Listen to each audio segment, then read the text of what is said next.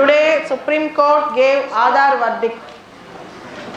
Aadhaar case judgment was announced today. Aadhaar, is it constitutional or not?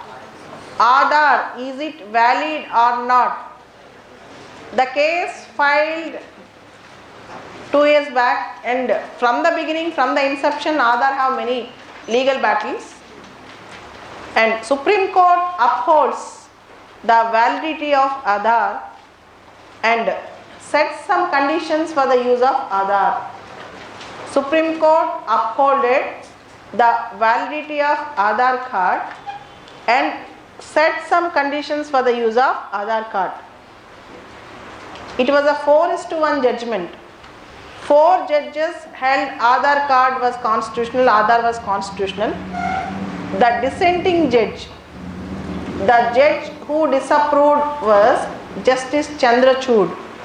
He said introducing Aadhaar bill as a money bill is a fraud on the constitution. Introducing Aadhaar bill as a money bill is a fraud on the constitution. And all judges, almost the majority of the judges said Section 57 of Aadhaar Act is unconstitutional. Section 57 of Aadhaar Act is unconstitutional. And the court has struck down Section 57, which allows private entities. Section 57, the court have struck down Section 57, which allows private entities to seek Aadhaar data. Government can ask Aadhaar card for subsidies. Aadhaar card can be mandatory for PAN, but Aadhaar need not be mandatory for mobile number.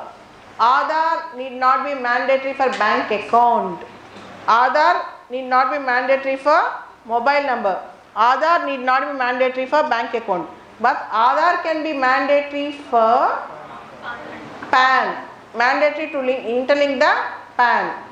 The Supreme Court asked the centre to bring a robust law for data protection and data privacy.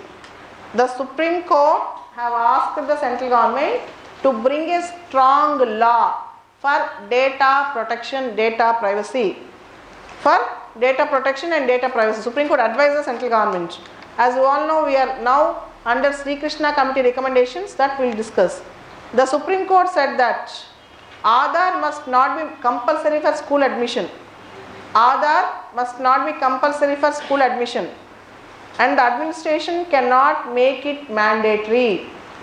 In the school admissions, you cannot ask the children to get Aadhaar card, and we cannot make it mandatory.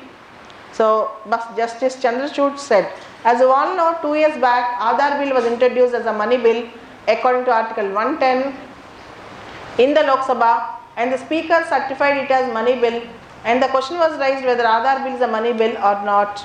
But only one judge, Justice Chandrachud, said Aadhaar bill was not a money bill, and introducing it as a money bill is a fraud on the constitution. This is a historic judgment which was delivered today. Last year, you know, Puttaswamy versus Union of India, right to privacy is a fundamental right of a citizen. 9 judges bench unanimously accepted, all the 9 judges unanimously accepted right to privacy as a fundamental right. The Supreme Court today, one more judgment, one more observation. The Supreme Court today agreed to live streaming of court proceedings. The Supreme Court today approved live streaming of court proceedings, and it will bring transparency and accountability in the judicial system by saying it will bring transparency and accountability in the judicial system. And Supreme Court also told necessary rules can be formulated for private interest, that is the person who had a case in the court, and also public interest of transparency. So there should be a balance between private interest and public interest. And 73rd UN General Assembly Summit is going on in America, New York. Our External Affairs Minister Sushma Swaraj went, and Donald Trump refused to meet Hassan Rouhani, the president of Iran. Donald Trump refused to meet Hassan Rouhani, the president of Iran. You all know there is an issue going on between America and Iran, and November 4th is a deadline for all the countries which America have put to stop oil imports from Iran. By today, as on today, 60% of Iran's oil exports got affected. With America's deadline of November 4th on all the countries, 60% of Iran's oil exports got affected already. Iran have a very strategic Strait of Hormuz, Hormuz. Iran have very strategic Strait of Hormuz. Iran might use it for strategic because good percentage of international oil and other exports will travel from Strait of Hormuz. Hormuz is very important for Iran. Let us see how Iran will use this. Coming to Hindu paper today, take last page. If you open last page, of Hindu paper today, India ranks 158th in human capital score behind Sudan. There is an index. Whenever important index comes, it is very important for exam. Human capital score. The rank of India in the human capital score, SCORE, is 158th, even behind Sudan. Sudan rank is 157, India's ranking is 158. Investments in education, healthcare. Human capital investments in education and healthcare. The report is given by Lancet, LANCET. In UPSC generally they will ask who give the human capital score. It is Lancet. Lancet gives the human capital score. India's ranking is 158. US ranking is 27. China is 44. Pakistan is 164. Even Nepal is better than India, 156. Nepal is better than India, 156. So try to see the list. It was pathetic condition. India's rank is 158th in the human capital score. The report is given by Lancet. The Lancet, LANCET. Coming to the first page, the Hindu. Yesterday, Supreme Court directed the central government to enact strong law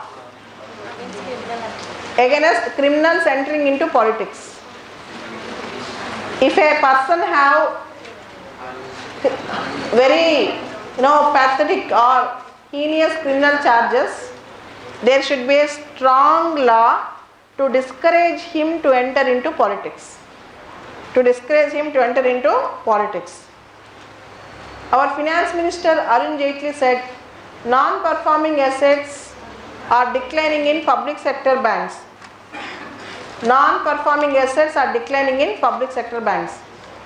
Last year there is a very big debate in India.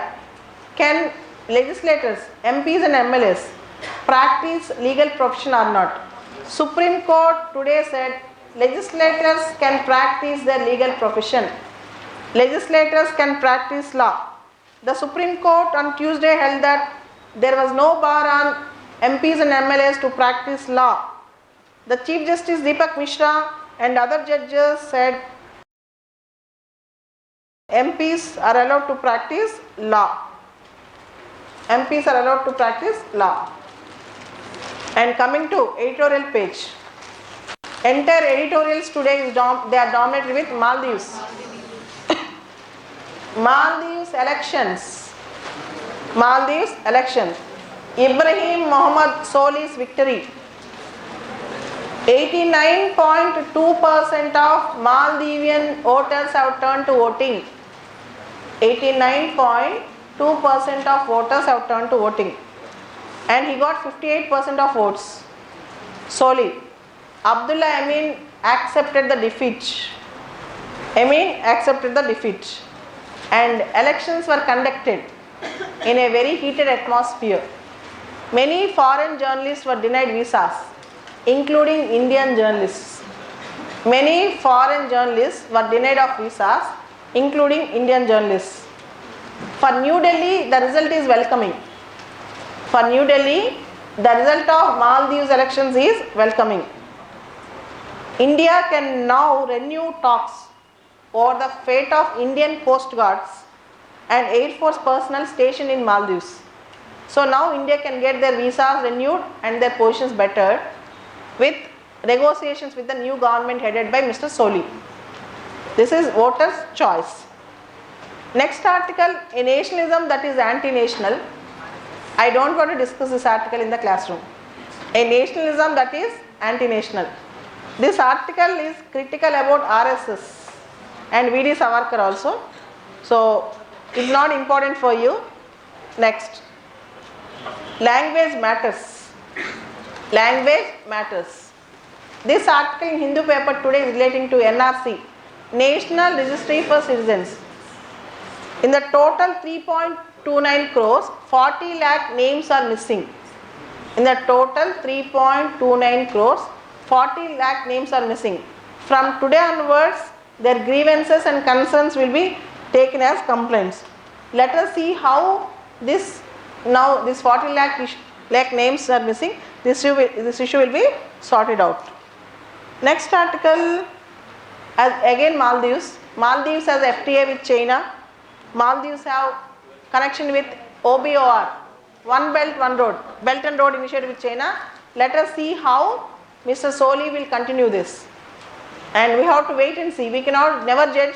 Soli will favor to India. Soli is against China. All these things, it is too premature to decide. And there is an interview with Viswanathan Anand, the chess grandmaster. There is an interview with Viswanathan Anand, the chess grandmaster, that you read. Okay, done? These are the important current affairs today.